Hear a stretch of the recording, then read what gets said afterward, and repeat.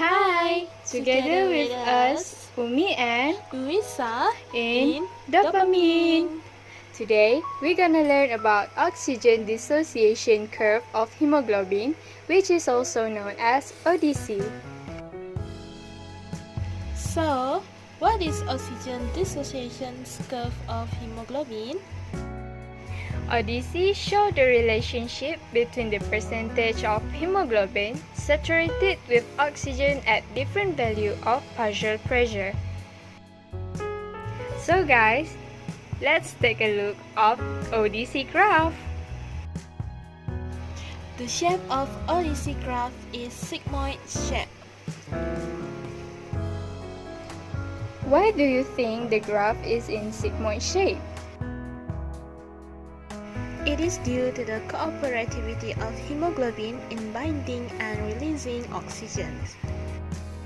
For the first part, oxygen has to struggle to bind with hemoglobin. Even at a low partial pressure, hemoglobin can load an amount of oxygen, which is high affinity for oxygen. At the second part, the binding of oxygen to one subunit will induce the remaining subunits to change their conformation. This causes affinity towards oxygen increase, which causes hemoglobin bind with other oxygen. At the third part, one hemoglobin starts to become saturated with oxygen. For example, one hemoglobin completely binds with 4 oxygen, forming oxyhemoglobin.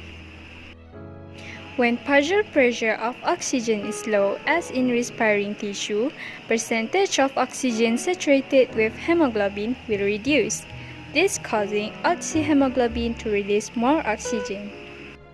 When partial pressure of oxygen is high, as in lung, the percentage of oxygen saturated with hemoglobin will increase. Oxygen combine with hemoglobin to form oxyhemoglobin. If the curve shifts to the right, the less ready hemoglobin to pick up oxygen and the more easily it releases oxygen. However, if the curve shifts to the left, the more readily hemoglobin to pick up oxygen and the less easily it releases oxygen.